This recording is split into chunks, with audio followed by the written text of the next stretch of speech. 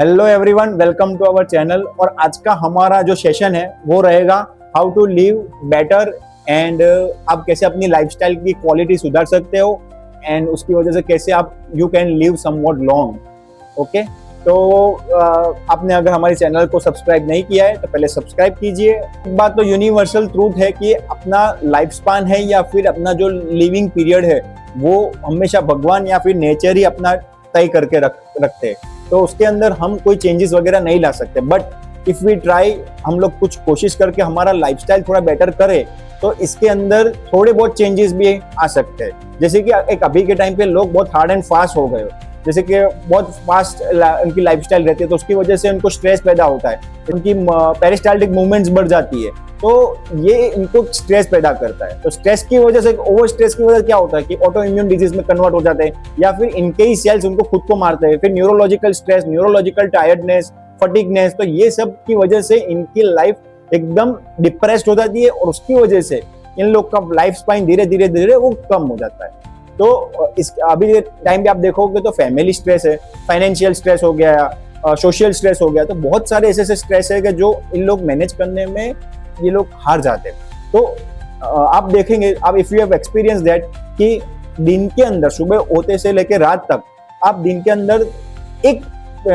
Thought भी अगर negative आ गया तो वो आपको पूरा थका देती है, पूरा मतलब पूरा दिन खराब कर देती है। तो पूरे दिन के अंदर हमेशा पॉजिटिव कैसे रहना है, ये सब हम लोग ये थोड़े एग्जांपल्स लेके हम लोग ये सीखेंगे। तो आज हम जापानीज पीपल के लोग के पास से थोड़ा एग्जांपल लेके, थोड़े बहुत एग्जांपल्स लेके हम लोग आज सीखेंगे कि क्या क्या चेंजेस हमें लाने हैं या फिर वो कैसे क्या मैनेज करते हैं। तो आप एक चीज देखोगे कि जापानीज पीपल के अंदर वो जब 80-90 साल के होते हैं फिर भी वो लोग काम करते हैं। जैसे कि एक आइलैंड है, ओकिनावा आइलैंड करके वहां पे है, तो वहां पे लोग 100 ईयर्स के लोग इजीली रहते हैं, नॉर्मली रहते हैं। और हमारे यहाँ हम लोग 30 ईयर्स की एज के होते तब भी हार्ट के पेशेंट बन गए, स्ट्रोक के पेशेंट बन गए, या फिर वी आर ऑल एग्जॉस्टेड, हम लोग खत्म हो गए। यहाँ पे 30 साल के 40 साल के होते हैं तब हर एक बीमारी धीरे धीरे स्टार्ट हो जाती है। तो उसके लिए थोड़े बहुत मैंने यहाँ पे एग्जांपल्स लिए हुए जो मेरे को अच्छे लगे, तो ये पॉइंट्स आपके लिए भी बहुत हेल्पफुल हो गए। ओके, तो फर्स्ट नंबर पॉइंट है वो है मैनिपुलेशन ऑफ द डाइट, कि ये लोग क्या करते हैं कि डाइट के अंदर मैनिपुलेट करते हैं। पहली चीज कि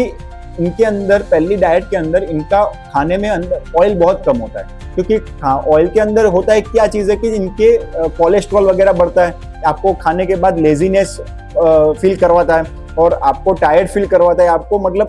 एकदम से एग्जॉस्ट फील करवाता है, और इनके अंदर ऑयल कम रहता है, तो उसकी वजह से ये लोग वेरी यंग और वेरी एक्टिव होते हैं। मैनिपुलेशन ऑफ द डाइट में क्या होता है कि ये लोग खाना एक ही आइटम खाते हैं, एक ही चीज खाते हैं, बट उसको एक थोड़े थोड़े बाउल्स के अंदर डिवाइड कर लेते हैं। जैसे कि 4 to 5 बाउल्स लेते हैं हम लोग, जैसे कि खा रहे हैं आज आलू की सब्जी, तो आलू की सब्जी वो लोग वही क्वांटिटी को एक अलग अलग बाउल्स के अंदर डिवाइड कर लेते हैं और एक एक बाउल करके वो लोग खाते हैं। तो उससे क्या होता है कि हमारे दिमाग में एक ऐसा सेटिस्फेक्शन पैदा होता है कि हमने, ओ माय गॉड, हमने तो बहुत खा लिया, बहुत अच्छे से खा लिया, बहुत पेट भरा गया, कितनी सारी चीजें खाई। और हमारे वहाँ ऐसा होता है कि हम लोग भी क्या करते हैं कि एक ही टेबल पे 5-6 जात की आइटम अलग अलग होती है और वो भी पेट दबा के खाते हैं। तो उनके अंदर ये चीज बहुत अच्छी है कि ये लोग यही एक ही चीज अलग अलग डिवाइड करके ये लोग खाते हैं, अलग अलग बाउल में, छोटे छोटे बाउल में खाते हैं डिवाइड करके। ये लोग अच्छे से च्यू करते हैं, चापते, अच्छा टाइम लेके खाना खाते हैं, तो उसकी वजह से इनका डाइजेशन भी बहुत अच्छे से मेंटेन रहता है और इनकी गट हेल्थ भी अच्छी रहती है। पॉइंट नंबर 2, ये लोग एक जगह से दूसरी जगह जाने के लिए बाइसिकल का यूज ज्यादा करते हैं, मतलब कि पैडल साइकिल यूज ज्यादा करते हैं, और दे डोंट यूज व्हीकल्स और मोटर बाइक्स। उसकी वजह से इनकी जो फिजिकल हेल्थ है, फिजिकल हाइजीन है, वो बेस्ट मेंटेन रहती है और उनका दिमाग उसकी वजह से शांत रहता है। अभी के टाइम पे हमारे यहाँ कैसा होता है कि हम लोग बहुत टेंशन स्ट्रेस में रहते हैं, ट्रैफिक हो गया, वो हो गया, तो उसकी वजह छोटी छोटी चीज स्ट्रेस हमको एक डिजीज में कन्वर्ट करके देती है चीज। हम लोग बाइक्स वगैरह, स्कूटर वगैरह यूज ज्यादा करते हैं, जितना ये ऑटोमेटिक चीजें ज्यादा यूज करते हैं उसकी वजह से कभी कभी क्या होता है कि पंचर हो जाता है या फिर गाड़ी में कोई इश्यूज आते हैं, तो वो भी एक हमें दिमाग के अंदर स्ट्रेस पैदा करती है। पॉइंट नंबर 3, ओकिनावा के पीपल होते हैं जो, तो वो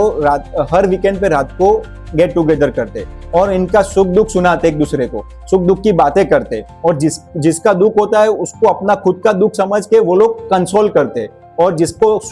खुश होते जो लोग, तो उनको वो उनकी खुशी समझ के उसको सेलिब्रेट करते। बट हम लोग अभी के टाइम पे लोग इतने शेल्फिश वगैरह हो गए कि कोई किसी का दुख होता है तो हम लोग खुश हो जाते हैं। और तो गाइज ये ओकिनावा के लोग इतने सेल्फिश नहीं है, स्वार्थी नहीं है कि खुद का ही देखे। तो ये लोग गेट टुगेदर करके साथ में रात को सेलिब्रेट करते, कभी कभी गाने गाते, प्रेयर्स करते मिलके, मतलब they try to become happy themselves only, मतलब खुश रहने की कोशिश पूरी कर देते। पॉइंट नंबर 4 सबसे इंपॉर्टेंट है, अभी के टाइम पे सबसे बड़ी कमजोरी हमारी है पैसा, मनी। तो ये लोग ये चीज को बहुत अच्छे से मैनेज करते हैं, क्योंकि हर मंथ ये लोग एक मीटिंग बिठाते हैं और यही मीटिंग के अंदर ये लोग एक फिक्स अमाउंट डिसाइड करते हैं कि भाई ये अमाउंट हमारे को जमा करनी है। और ये अमाउंट क्या काम आती है कि जो लोग फाइनेंशियल वीक हो जाते हैं या फिर कोई स्ट्रेस उनको फाइनेंशियल का हो गया, कोई पैसे की जरूरत पड़ी या फिर किसी की शादी वगैरह, कोई फंक्शन वगैरह, तो ये पैसा इन लोगों को हेल्प में ये दे देते हैं। मतलब एक ही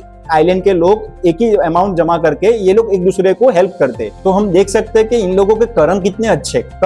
काम कितने अच्छे। तो ऑफकोर्स इनको कोई बीमारी भी नहीं आने वाली है, क्योंकि ऊपर वाला भगवान है, वो उनको हेल्प ऑफकोर्स करेगा, नेचर उनको हेल्प करेगा ही करेगा। और पॉइंट नंबर 5, ये हो सकता है सबके लिए पॉसिबल ना हो, बट ये लोग का पॉजिटिव पॉइंट है कि ये लोग रहते क्या है, कहाँ पे, आइलैंड पे, तो उनको एक फ्रेश ऑक्सीजन मिल जाता है और फ्रेश हवा मिल जाती है। तो और इनके साथ ये लोग सुबह उठते भी जल्दी है, इनका जो परफेक्ट जो बोलते हैं उनका वो डेली रूटीन एकदम परफेक्ट है। सुबह at the voice of Kock,